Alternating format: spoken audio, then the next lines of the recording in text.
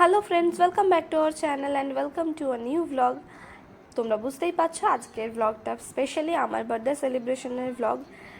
আগের দিন রাত্রিবেলা 12টার সময় আমার বার্থডে সেলিব্রেশন করেছিল, সেটা তোমাদের সাথে পরে শেয়ার করবে। এখন দেখতে থাকো বার্থডে দিনটা কেমনভাবে কাটলো। গুড মর্নিং বন্ধুরা। কাল রাতে যেহেতু সেলিব্রেশনের পর ঘুমোতে যেতে অনেকটাই দেরি হয়ে গিয়েছিল, আজকে সকালবেলা এখন বাজে হচ্ছে 8:13 আর সবে ঘুম থেকে উঠলাম। তো ঘুম থেকে উঠে 2 কাপ চা করলাম, করে খাওয়া দাওয়া কমপ্লিট করে দেন এখন ব্যাগপত্র গোছাচ্ছি। অ্যাকচুয়ালি আজকে আমাদের দুর্গাপূজার প্ল্যান আছে, সেজন্য বাড়িতে যাব ফার্স্টে। সকালে উঠে এখন একটু কাজকর্ম করে নিয়ে তারপর ব্যাগপত্র সব গুছিয়ে নিয়ে বাপের বাড়িতে একটু যাব। ওখানে তন্নি সমস্ত কিছু আয়োজন করেছে, কাল থেকে খাটাখাটনি করছে। রান্নার মেনুতে মেবি আছে ফ্রাইড রাইস, চিলি চিকেন, পায়েস আর চাটনি, ফ্রুট চাটনি। তো ও সব কিছু নিজে হাতে বানিয়েছে, তো সেই জন্য যাব। আমার খুব ভালো লাগে যে আমার জন্মদিনে আমার জন্য ওইটুকু ছোট্ট বাচ্চা হয়েও সব কিছু নিজে নিজে করছে। তো যাব এখন ওখানে, দিয়ে 12টা নাগাদ আমরা বেরোবো। আমাদের 5:20 নাগাদ শিয়ালদা থেকে হাওড়া থেকে ট্রেন রয়েছে, তো ওটাতে যাব। অ্যাকচুয়ালি দিদির আগেরবার এই 5 তারিখে ছিল বিয়ে, আমরা সে সময় যেতে পারিনি, ওর ভোটের ডিউটি ছিল বলে। সেজন্য অ্যানিভার্সারি আছে, তো সেটাতে তো জয়েন করতেই হবে, না হলে খুব মন খারাপ হবে। তো সেই জন্য আমরা সবাই যাচ্ছি, আমি যাব, বোনও যাবে, সবাই আর ও যাবে একসাথে সবাই। মোটামুটি 3-4 দিনের প্ল্যান রয়েছে, তো তোমরা দেখতে থাকো আজকে আমার বার্থডে ব্লগটা। সাথে আমরা দুর্গাপূজাতে কী কী করছি সারাদিন সব কিছু তোমাদের সাথে শেয়ার করবো, আশা করি খুব ভালো। এখন বাজে হচ্ছে সকাল 9টা। আমি তো ব্যাগপত্র সব এই সকালেই জাস্ট প্যাক করেছি, সব জিনিসপত্র রেডি করে একটা চেয়ারের উপর রেখে দিয়েছিলাম আর সব প্যাক করে বেরিয়ে পড়েছি এখন। আর এই যে দেখছো 3 তারিখে সকালবেলায় বৃষ্টি তো হয়েছে ভালো মতোই, সারাদিনে ঝিমঝিম করে বৃষ্টি পড়ছিল। আর আমার জন্মদিন আর বৃষ্টি হবে না সেটা কি হতে পারে? বৃষ্টি যখন হয়েছে পরিবেশটা জাস্ট অসাধারণ লাগছিল। তারপর চলে গেছিলাম দিদার কাছে, দিদার জন্য একটু তরকারি নিয়ে গেছিলাম রান্না করে, আর তারপর গিয়ে বাবাকে প্রণামটা সেরে নিয়ে আস্তে আস্তে ঘরে ঢুকে পড়েছিলাম। কই তোরা?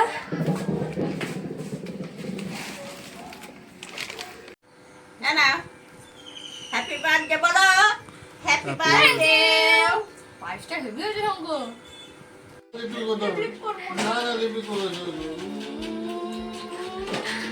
প্রচন্ড ভালোবাসাবাসি। চা করে নিয়ে এসছে দিদা।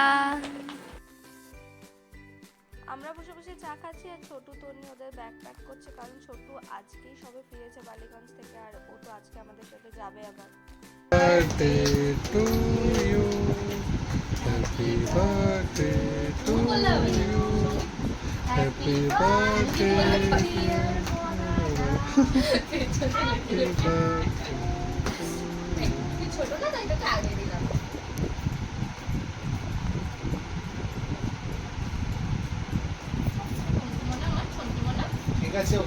এরপর আমরা দুজনে মিলে তন্নির রান্না বার্থডে কেকটা কেটে নিলাম, আর তারপর তন্নি তো মনের খুশিতে আমাদের মাথায় স্নো দিয়েছে। ওর কাছে বার্থডে সেলিব্রেশনের সবচেয়ে ইন্টারেস্টিং পার্ট এটাই। এখন শুরু হয়েছে গিফট পাওয়ার পালা, যদিও পরে একটা ব্লগে তোমাদের সাথে আবার শেয়ার করবো কি কি গিফট Thank you, পেয়েছি। Ski. Thank you. বাহ, সব বিশাল বাবা।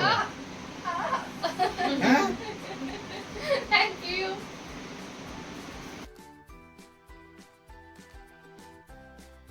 বার্থডে গার্ল তোমার গিফট। শুধু জলওয়া দেখাবে তুমি এরপরে, ঠিক আছে? কেক কাটা শেষ হয়ে গেছে আর তার মধ্যে অলরেডি এখন বাজে 11:30। আমাদের 12টায় বেরোনোর প্ল্যান, কারণ হাওড়া থেকে আমাদের ট্রেন আছে 5:20-তে, তো একটু আগেই বেরোবো। তো সেজন্য এখনই আমরা খেয়ে না নিলে আমাদের আবার দেরি হয়ে যাবে। তন্নি আজকে আমাকে বলছে যে ওই আমাকে ভাত বেড়ে দেবে, কারণ আজকে আমার জন্মদিন, তাই জন্য। অ্যাকচুয়ালি আজকে ও রান্না করেছে ফ্রাইড রাইস, চিলি চিকেন, চাটনি, পায়েস, সব কিছু ও করেছে। মানে আমার একটা ভীষণ বড় পাওনা এটা, যে আমার এত ছোট বোন আমার জন্য সব কিছু করেছে।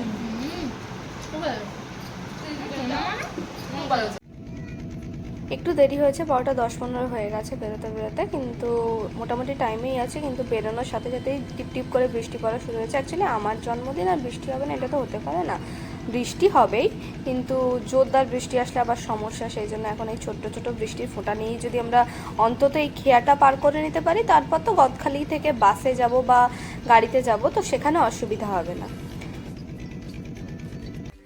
সচরাচর ও আর আমি একসাথে থাকলে বাসে যাই না, তবে আজকে দেখলাম বাসটা একদম ফাঁকাই আছে, সামনের দিকে সিট ছিল, তো সেজন্য আমরা বাসেই উঠলাম, কারণ ওর একটু বাসের প্রবলেম হয়, সেজন্য বাসে যাই না। এখন চলে এসেছি ক্যানিং, আর ক্যানিং থেকে জাস্ট একটু হেঁটে গিয়েই আমাদের স্টেশন। তো এই যে ট্রেনেও উঠে পড়েছি, ট্রেনও ছেড়ে দিয়েছে, একদম টাইমেই এসেছিলাম, ট্রেন টাইম দেখেই বেরিয়েছিলাম ওই জন্য। তো আজকে তো ট্রেনের উপরে আমাদেরই অধিকার, একদম ফাঁকা ফাঁকা ছিল। আর এখন এসে গেছি শিয়ালদা স্টেশনে।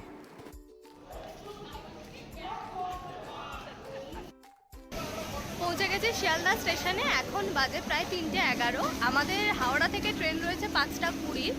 তো এখন আমরা এখান থেকে একটা ট্যাক্সি নেব, নিয়ে ওখান থেকে বেরিয়ে যাব হাওড়া। ওখানে গিয়ে মোটামুটি 1 ঘন্টা ওয়েট করতে হবে, কিন্তু তবুও ঠিক আছে, একটু আগে পৌঁছলে একটু জার্নিটা রিল্যাক্স হয় অনেকটা। তো তোমরা আমি একটু বসে পড়েছি, আর ও গেছে একটু মিয়ামরের কাউন্টারে, ওখান থেকে গিয়ে একটা কোল্ড ড্রিঙ্কস নেবে, আর তন্নির একটু খিদে পেয়ে গেছে, ওর জন্য কিছু খাবার দাবার নিয়ে আসবে। তারপর আমি এখান থেকে উঠে আমরা যাবো ট্যাক্সিটার জন্য। দুজনে মিলে দুটো ডিউক নিয়ে চলে এসছে, তারপরে আমরা সবাই ওটা একটু খেয়ে নিয়ে তারপর ওখান থেকে বেরিয়ে পড়েছিলাম ট্যাক্সি ধরার জন্য। বাইরে বেরিয়ে ওই যে রাস্তার অপোজিটেই, স্টেশনের রাস্তার অপোজিটেই রয়েছে না যাত্রী সাথী কাউন্টার একটা, ওখান থেকে আমরা আমাদের ট্যাক্সি বুক করে নিয়েছি, নিয়ে আর গাড়িতে উঠে পড়েছি।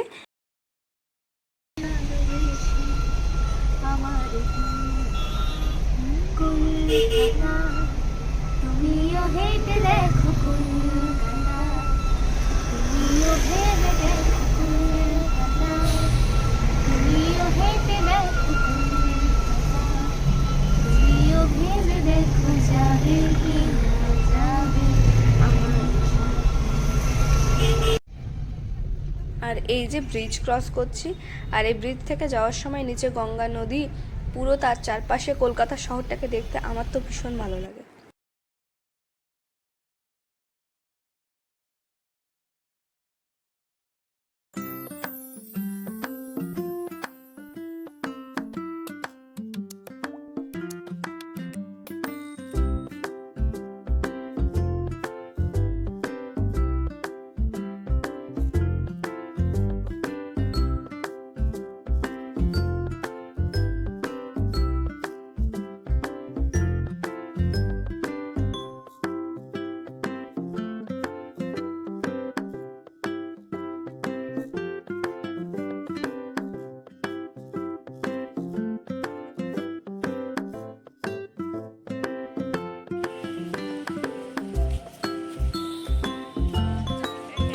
হাওড়া স্টেশনে এসে গেছি, যদিও ট্রেন 5:20, কিন্তু অলরেডি ঘড়িতে এখন বাজে 4টে।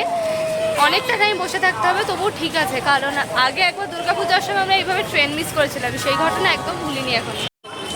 আমার বর তো আমাকে ভুলেই গেছে, সামনে যাচ্ছে দেখো, ছোট শালিকে একদম হাতের মধ্যে ধরে নিয়েছে, দিয়ে দুজনে চলে যাচ্ছে। হ্যাঁ, অবশ্যই এই ভালো, সাথে থাকলে অনেক বেশি আমার উপরেই ঝামেলা হয়।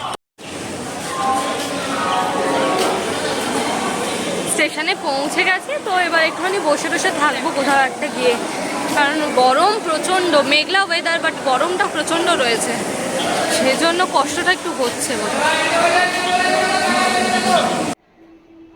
আমরা স্টেশনে যতক্ষণ বসেছিলাম 3 জনে মিলে এক জায়গায় বসে আড্ডা দিচ্ছিলাম, আর সাথে ও আমাদের জন্য এনে দিয়েছিল দুজনের জন্য 2 কাপ চা, আর তনির জন্য একটা লিচি ড্রিঙ্ক। খাচ্ছিলাম আর বেশ ভালোই গল্প করছিলাম। আমাদের ট্রেন দিয়ে দিয়েছে হাওড়া স্টেশনে 12 নম্বর প্ল্যাটফর্মে। এবার সামনের দিকে এগিয়ে যাচ্ছি, যে জায়গায় আমাদের সিট আছে, তো সেখানে গিয়ে ট্রেনে উঠবো। আরেকজন তো ট্রলিটা নিয়ে এত দূর হেঁটে চলে যাচ্ছে, আমি তো তার কোনো নাগালই পাচ্ছি না। 4:30 বাজে, তার মধ্যেই ট্রেনটা দিয়ে দিয়েছে, আর ওখানে বসে থাকতে হলো না, সেই জন্য ট্রেনে চলে যাচ্ছি, গিয়ে ওখানেই বসে থাকবো, কারণ সেই এতটা হাঁটতে হবে, ওখানে গিয়েও ক্লান্ত হয়ে পড়বো আবার। ওঠো ওঠো, আমি উঠে পড়ি, সবাই অলরেডি উঠে গেছে।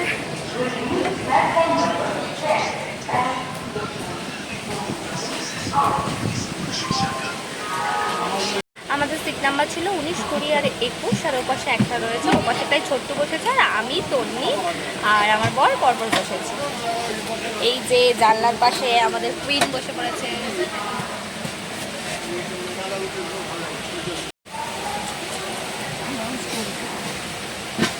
প্রচণ্ড গরম, ব্যাগপত্র সব ওপরে তুলে দিয়ে বসে পড়েছি। এখন আধা ঘন্টা মতন এখানে বসেই থাকতে হবে, তারপরে তো 5:20 ছাড়বে ট্রেন। এবার তোমাদেরকে আর একটা কথা শেয়ার করি। আমি অনেক দিন ধরে বলছিলাম যে দুর্গাপূজার সময় ট্রেনে ওঠার পরে তুমি একটুখানি ডমিনোস থেকে পিৎজা অর্ডার করে দিও। ও তখন এমন একটা ব্যবহার আমার সাথে করেছিল যে কি দরকার, কেন, এরকম একটা ব্যাপার। তো আমি জানতামই না ও যেদিন ট্রেনের টিকিট কাটে সেই দিনই ও অলরেডি কিন্তু এটাও অর্ডার দিয়ে রেখেছিল যে এই টাইমে আমরা এইখান থেকে পিৎজাটা নেব। এমনি আমি পিৎজা খেতে প্রচণ্ড ভালোবাসি, আর তার মধ্যে এরকমভাবে হঠাৎ একটা সারপ্রাইজ পেয়ে আমি ভীষণ খুশি হয়েছিলাম। মানে সেই ব্যাপারটা তোমাদেরকে বুঝিয়ে বলতে পারবো না, মানে এতটা আনন্দ হয়েছিল। খাবারের থেকেও বেশি মনে হচ্ছিলো যে ও ঠিক মনে রেখে সেটা আমার যে দিন জন্মদিন সেই দিনও অর্ডারটা দিয়ে রেখেছিল। মানে ভীষণ একটা আনন্দের ব্যাপার ছিল। তারপরে ট্রেনে যেতে যেতেই নিয়ে নিয়েছিলাম একটু কফি। চা কফি না খেলে তো ট্রেনে যাওয়ার জার্নি আমার ঠিক জমেই না। একটু কফি খেয়ে নিয়েছিলাম, আর কফিটা দারুণ বানিয়েছিল, তো খুব সুন্দর হয়েছিল খেতে। কফিটা খেয়ে নিয়েছি, আর মোটামুটি আমরা একদম টাইমেই ট্রেন যাচ্ছিলো, কোনো অসুবিধা ছিল না। 2.5 ঘন্টা ট্রেন জার্নির পর এখন এসেছি দুর্গাপুর। 7:30টার মধ্যে ট্রেনটা ঢোকার কথা ছিল। লাস্ট দুর্গাপুরে ঢোকার মুখে গিয়ে প্রায় 10 মিনিট মতন লেট করলাম। সেই সময় অলরেডি আমরা ব্যাগপত্র নিয়ে উঠে পড়েছিলাম বলে পানাগড়ের পরেই এসে লেটটা করলাম, সেগুলো বেশ কষ্ট হলো এতক্ষণ। তো এখান থেকে বেরিয়ে আমরা ট্যাক্সি ধরবো, ধরে সোজা যাব দিদিদের হোটেলে, হোটেল প্রীতিকা।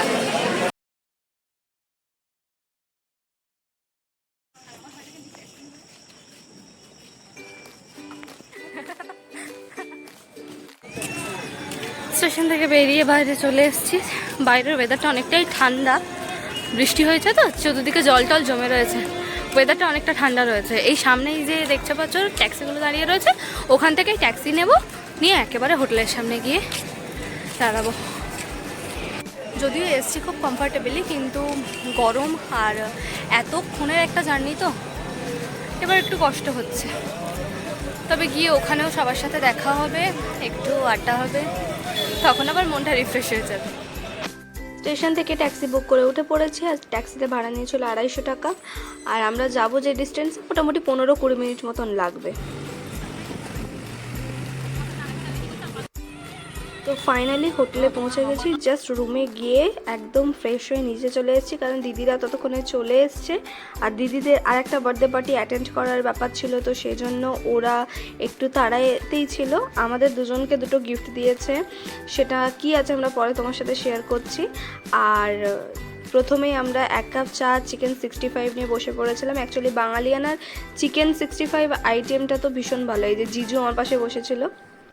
দিদিরা বেরিয়ে যাওয়ার পর আমরা সবাই মিলে রাতের ডিনারের জন্য বসে পড়েছি। আর ডিনারে মেনুতে ছিল বাটার নান, আর সাথে হান্ডি চিকেন আর পনিরের একটা আইটেম। তো দুর্গাপুর গেলে আমি পনিরটা সবসময় খাই, কারণ পনির ওখানে ভীষণ ভালো। আমাদের এখানকার পনির আর ওখানকার পনিরের মধ্যে বিস্তর ফারাক। তো প্রত্যেকটা আইটেমই খেতে খুব ভালো ছিল। আর যেহেতু সারাদিনে টুকটাক করে অনেক কিছু খাওয়া দাওয়া হয়েছে, তার জন্য রাত্রিবেলার ভাত বা বিরিয়ানি, ফ্রাইড রাইস কিছুই খেতে ইচ্ছে করছিল না। তো খাওয়া দাওয়া শেষ করে একটা কোল্ড ড্রিঙ্কস নিয়ে নিয়েছিলাম, সবাই মিলে কোল্ড ড্রিঙ্কসটাকে ভাগ করে খেয়ে নিয়ে তারপর আমরা অনেকক্ষণ বসে বাঙালিয়ানাতেই একটু আড্ডা দেওয়ার পরে রুমে চলে এসেছি। আর রুমে এসে প্রথমেই বসেছি দিদির দেওয়া গিফটটা খুলতে। আর গিফটটা খুলে যেটা দেখলাম, দুটো সুন্দর শাড়ি রয়েছে।